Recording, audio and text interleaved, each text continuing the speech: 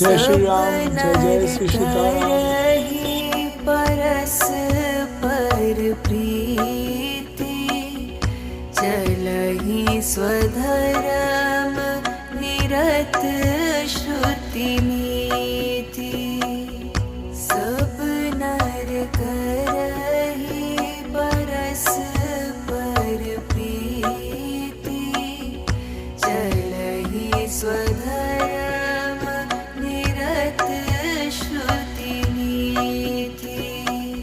सब नर करहि परस्पर प्रीति चलहि स्वधर्म निरत श्रुति नीति।